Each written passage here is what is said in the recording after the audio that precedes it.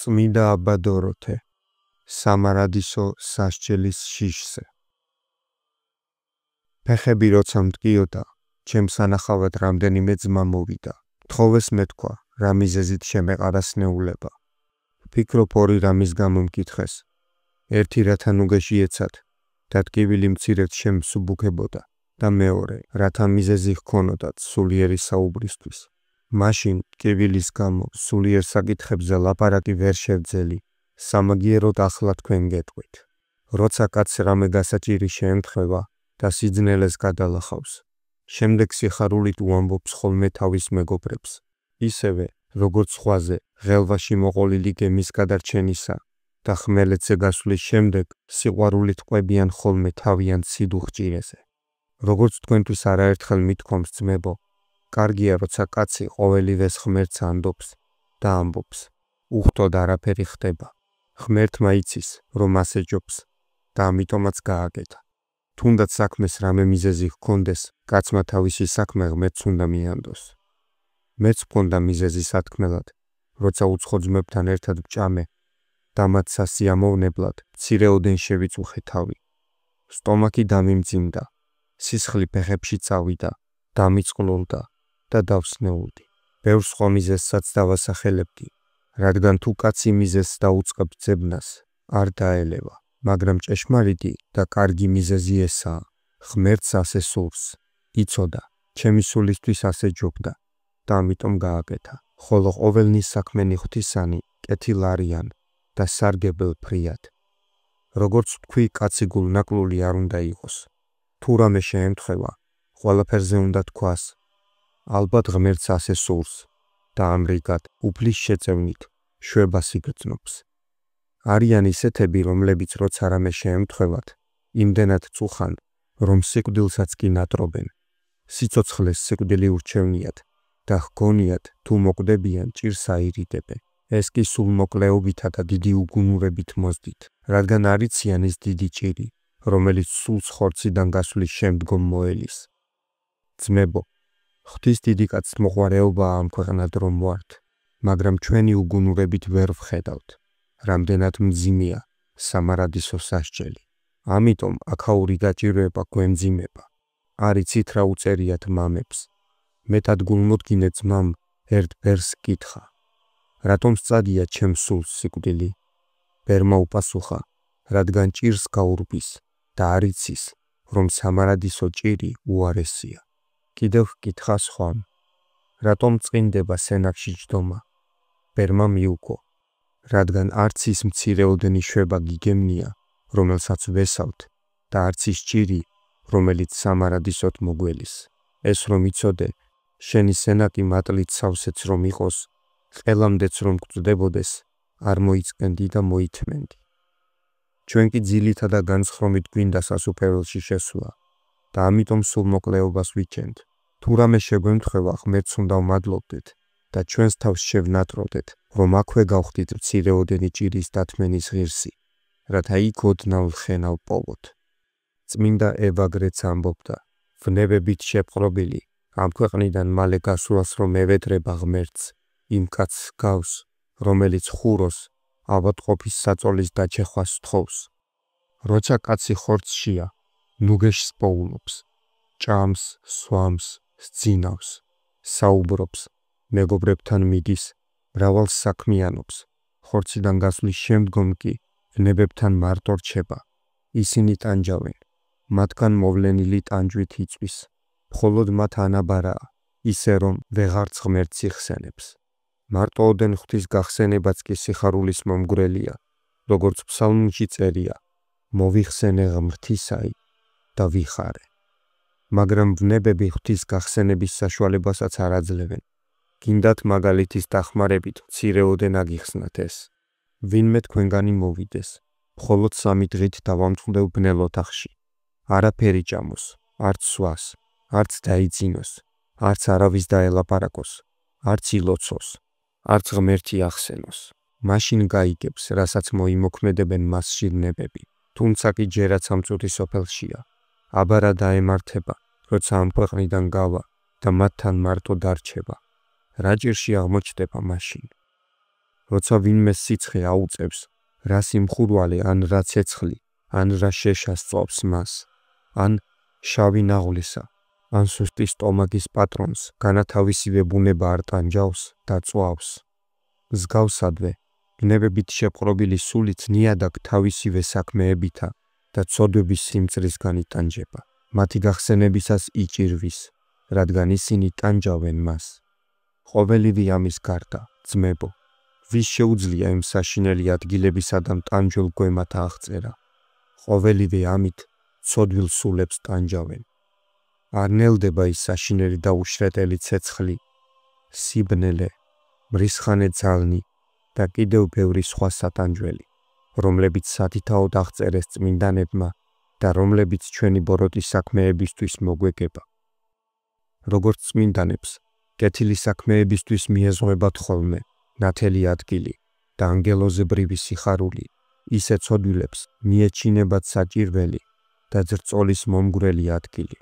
როგორც ყველა წმინდანი აღნიშნავს, არ არსებობს იმაზე საძაგელი ადგილი, სადაც ეშმაკები წავლენ. რა სატანჯველია იმაზე საშინელი, სადაც ისინი დაისჯებიან. ცოდვილები კი მათთან წავლენ, როგორც ნათქვამია. წარვედით ჩემგან, წყეულნო, ცეცხლსა მას საუკუნესა, რომელი გამზადებულ არს ეშმაკისათვის და ანგელოზთა მისთა.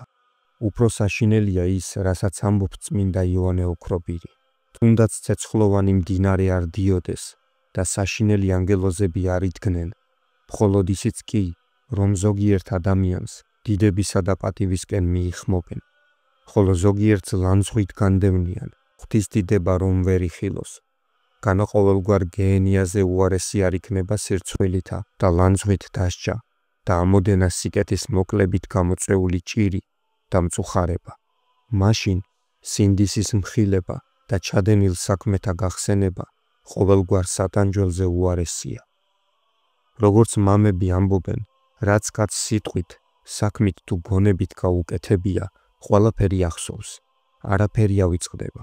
ხოლო ფსალმუნში იმიტომაა ნათქვამი, მას დღეს აშინა წარწყმდიან ყოველნი ზრახვანი მისი, რომ მაშინ ადამიანი ყურადღებას აღარ აქცევს ან ქვეყნიურ ზრახვებს, ნაშენს, ქონებას, შვილებს, ნათესავებს, მისაცემსა და მისაღებს. მაშინ ყველაფერ ამას უგულებელყოფს, არც ერთი მათგანი ახსოვს და ანაღლებს, მაგრამ თუ რამ ცოდვა ან სათნოება ჩაუდენია, ის ახსოვს, არც ერთი ავიწყდება. ვინმემ თუ რამე არგო ან მან არგო სხვებს, ორივე ახსოვს.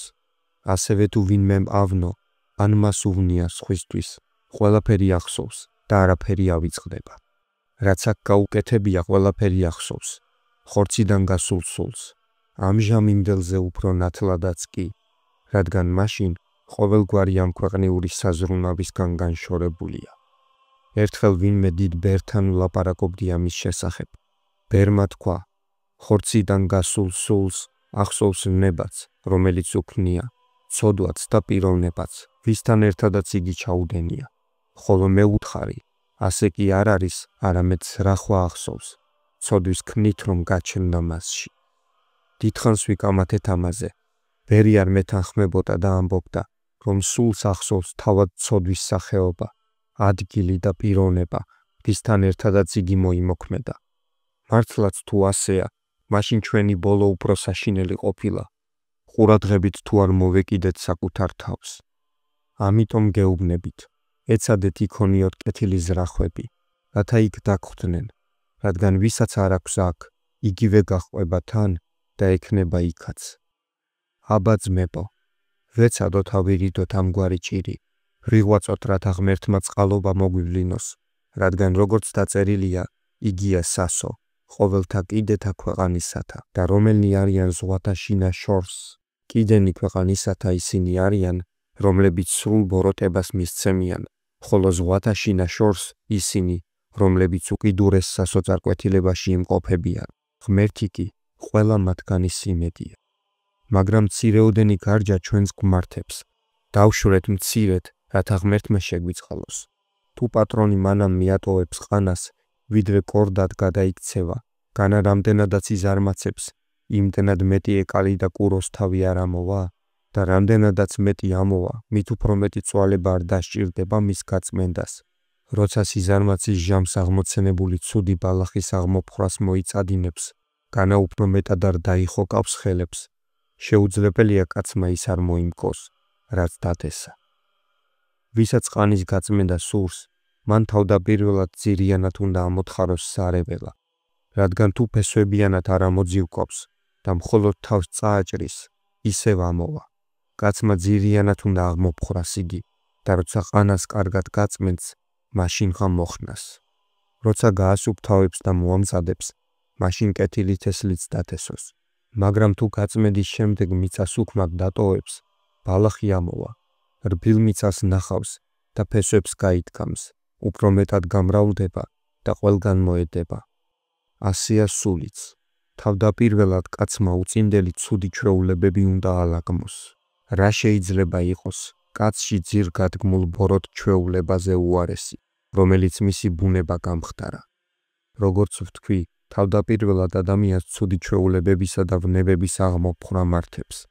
ასევე მათი მიზეზებისაც, ანუ ძირისა. თუ არ ამოთხრიან ძირს, ეკალი ისევ ამოვა. არსებობს ისეთი ვნებები, რომელთა მიზეზსაც თუ მოჰკვეთენ, თავისთავად ისინი ვერაფრის შემძლებელნი არიან. ისევე როგორც შური თავისთავად არაფერია, მაგრამ მიზეზები აქვს, მაგალითად დიდების მოყვარეობა. როცა კაცს დიდებას წადია, იმისი შურს, ვისაც მასზე მეტი დიდება თუ პატივი აქვს. ასევე რისხვასაც სხვადასხვა მიზეზი აქვს, უმთავრესად კი გემოთ მოყვარეობა. მახსოვს ამის შესახებ ევაგრე რომ გადმოგცემდა ერთი წმინდანის ნათქვამს, უარყოფ მრავალფერ გემოთა, რათა გულისწყრომის მიზეზი მოვსპო. როგორც ეს მრავალგზის მithქვამს, ყველა მამა აღნიშნავს, რომ ყოველი ვნების მიზეზი შემდეგი სამი რამეა: დიდების მოყვარეობა, გემოთ მოყვარეობა და ვერცხლის მოყვარეობა. კაცმა ვნებებისა და მათი მიზეზებისგან თავი სინანულითა და ცრემლით უნდა განიწმინდოს, შემდეგ კი კეთილი თესლი, ანუ კეთილი საქმეები დათესოს. სხვაგვარად როგორც ყანაზე ვთქვი, თუ მისი გაწმენდის შემდეგ კეთილ თესლს არ დათესავენ, ეკალი ამოვა და ნახავს რა რბილ მიწას უფრო მეტად გაძლიერდება. ასევე თუ კაცი სათნოებებისა და კეთილი საქმეების აღსრულებას არ შეუდგება, უფლის სიტყვის სამებრ დაემართება. როგორც წმინდა სახარებაშია ნათქვამი, რა ჟამს სული იგი არა წმინდა განვიდის კაცისაგან მიმოვალ ურწყულთა ადგილთა და ეძიებნგან სვენებასა და არა პოვის.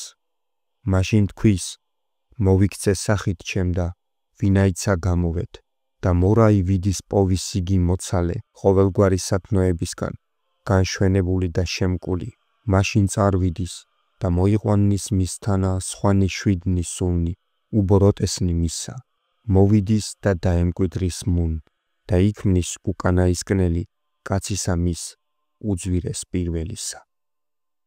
შეუძლებელია კაცი ერთსა და იმავე მდგომარეობაში იყოს, ან წინ მიდის, ან უკან. სიკეთის მხრივ იქნება ეს თუ ბოროტების. ამიტომ ვისაც ცხონება სურს, არა მარტო ბოროტებას უნდა დაეხსნას, არამედ სიკეთეც უნდა აკეთოს, როგორც ფსალმუნებშია ნათქვამი. მოიქეც ბოროტისაგან და ქმენ კეთილი. ვინც მავნებელია, არათუ აღარ უნდა ავნოს, არამედ სამართლიანად უნდა მოიქცეს. ვინც მრუშია, არათუ აღარ უნდა იმრუშოს, არამედ უნდა იმარხულოს კიდეც. ვინც მრისხანეა, არათუ მარტო მრისხანებას უნდა დაეთხოვოს, არამედ სიმშვიდეც უნდა მოიპოვოს. ვინც ამპარტავანია, არათუ ამპარტავნებას უნდა დაეხსნას, არამედ თავმდაბლობაც უნდა შეიძინოს. ეს არის ბოროტისგან მოქცევა და ქმნა კეთილისა. თითოეულ ნებას თავისი საპირისპირო სათნოება აქვს. ამპარტავნებას თავმდაბლობა, ვერცხლის მოყვარეობას მოწყალება, მრუშობას მარხვა, სულმოკლეობას მოთმინება, მრისხანებას სიმშვიდე, სიძულვილს სიყვარული და ასე თითოეულ ნებას თავისი საწინააღმდეგო სათნოება აქვს. ეს ბევრჯერ მithქვამს თქვენთვის. ახლა კი, რამდენადაც გამდევნეთ სათნოებები და ვნებები დავამკვიდრეთ ჩვენში, იმდენად გვმართებს მოღვაწეობაც და არა მარტო ვნებათა განდევნის მიზნით, არამედ ჩვენში სათნოებათა დასამკვიდრებლადაც და კუთვნილი ადგილის მისაჩენად. სათნოებები ჩვენი ბუნებისა არიან. როცა ღმერთმა ადამიანის შექმნა, მასში სათნოებები დათესა, როგორც ამბობს. კიდევ ამბობს უფალი, იყვენით თქვენ მოწყალე, ვითარცა მამაი თქვენი მოწყალე არს. წმინდა იყვენით რამე თუ მე წმინდა ვარ. მოციქული ამბობს, იყვენით ურთიერთას ტკბილ მოწყალე, რადგან უფალი თქვენი ტკბილია. ეს არის ღვთის მსგავსება. ამიტომ ვამბობ, რომ ღმერთმა ბუნებით მოგცა სათნოებები, ხოლო ვნებები ჩვენი ბუნებისა არ არიან. ამიტომაც არიან ისინი უხორცონი და არაარსნი. ისევე როგორც სიბნელე არის არაარსი და გარკვეული ნაკლია ჰაერისა, როგორც წმინდა ბასილი ამბობს, იგი სინათლის ნაკლებობითაა გამოწვეული, ასევე არის ვნებებიც, როცა სულმა სათნოებებს გემოთმოყვარეობით აქცია ზურგი, ვნებებში ჩავარდა და თავის თავში გააპატონა. როგორც ყანაზე ვამბობდი, კაცსაც მსგავსადვე მართებს საკუთარ თავში კეთილი თესლის დათესვა, რათა თესლისამებრ გამოიღოს ნაყოფიც. თესალმა კი თესლი დათესვისთანავე უნდა დაფლას, თუ არა და ფრინველები მოფრინდებიან და დაიტაცებენ. როცა თესლს დამალავს, მაშინ ღმოელის კაცი ღვთის წყალობას, წვიმას, მისმა თესლმა რომ ნაყოფი გამოიღოს და გაიხაროს. რაც უნდა დაშვრეს მუშაკი, თუ ღვთის ბრძანებით არ იწვიმა, ამაო იქნება მთელი მისი შრომა. ასევე ჩვენც, თუ რამ სიკეთეს გავაკეთებთ, თავმდაბლად უნდა დავფაროთ იგი. ღმერთს უნდა ვევედროთ და ჩვენი უძლურება ვუჩვენოთ, რათა ჩვენს შრომას მოხედოს. სხვაგვარად, ამაო იქნება ჩვენი შრომა. ასევე როცა იწვიმებს და თესლი აღმოცენდება, თუ თავის დროზე ისევ არ იწვიმა, გახმება, რადგან ჯეჯილსაც სჭირდება წვიმა, ვიდრე ხესავით გამტკიცდება. მაგრამ მუშაკი ვერც ამის შემდეგ იქნება გულმშვიდად. ხშირად როცა ნათესი გაზრდილა და დამწიფებულა, კალია შესევია, ან სეტყვა მოსულა და მოუოხრებია იგი. მსგავსადვე, როცა კაცი ყოველგვარი ვნებისგან განიწმენთ სულს, ღვთის წყალობა უნდა ითხოვოს, რათა არ მიატოვოს მან და არ წარწყვნეს. რადგან როგორც ვთქვი, მას შემდეგ რაც თესლი აღმოცენდება, გაიზრდება და ნაყოფს გამოიღებს, თუ არ იწვიმა, გახმება. ასევე, კაცი ამდენ შრომას რომ გასწევს, თუ ღმერთი მცირეოდენ მოაშორებს თავის საფარველს, დაიღუპება. ღმერთი კი მაშინ ტოვებს კაცს, როცა იგი მისთვის რამე უწესო საქმეს ჩადის. მაგალითად, იყო კრძალული და გახდა უწესო, იყო თავმდაბალი და გახდა ამპარტავანი. ღმერთი იმდენად კი არ შორდება უწესოს, როცა უწესობას ჩადის, ან ამპარტავანს, რომელიც ამპარტავნობს, როგორც წესიერს, რომელიც უწესო ხდება, ან თავმდაბალს, რომელიც ამპარტავნობს. ამის გამო ტოვებს ხოლმე ღმერთი. წმინდა ბასილი ამიტომ სჯის სხვაგვარად წესიერი კაცის ცოდვას და სხვაგვარად უწესო კაცისას. ასევე, როცა კაცი თავს დაიცავს, უნდა ეცადოს, რასაც აკეთებს, ამპარტავნებით, ან კაცთა მაამებლობით არ აკეთოს, რათა არ დაიღუპოს იგი, მსგავსად იმისა, რაც კალიასა და სეტყვაზე მოგახსენეთ. ასევე, როცა მუშაკი მკის მოწევნამდე კეთილად დაიცავს ყანას, ვერც ამის შემდეგ იქნება უზრუნველად, რადგან მოდის ხოლმე ბოროტი კაცი, ცეცხლს წაუკიდებს ნაყოფს, დაწვალს და მთელ მის ნაშრომსა და ნაყოფს გაანადგურებს. მუშაკი არხეინად ვერ იქნება, ვიდრე არ ნახავს, რომ ნაყოფი შეგროვებულია და ფეხელში დაბინავებული. კაცს არც ყოველივე ამის შემდგომ მართებს უზრუნველად ყოფნა, რადგან ყველაფრის შემდეგ ეშმაკი იპოვის ხოლმე ერთ რამეს და იმით აცტუნებს, ან ამპარტავნებით, ან ურწმუნოებისა თუ ბოროტი წვალების, იგივე ერესის, გულის სიტყვას ჩააგონებს და არა მარტო მის შრომას იავარყოფს, არამედ ღმერთსაც განაშორებს, რასაც საქმით ვერ გააკეთებს, იმას ერთი გულის სიტყვით აასრულებს, რადგან ერთ გულის სიტყვასაც კი შეუძლია ღვთისგან ჩვენი განშორება, თუ მას მივიღებთ. მოღვაწე და ცხონების მსურველი უკანასკნელ ამოსუნთქვამდე არ უნდა იყოს უზრუნველი, არამედ უნდა ვიღვაწოთ, ვიზრუნოთ და ღმერთს ვევედროთ, რომ დაგვიფაროს და დაგვიცვას მისი სახიერებით, თავისი წმინდა სახელის სადიდებლად. ამინ.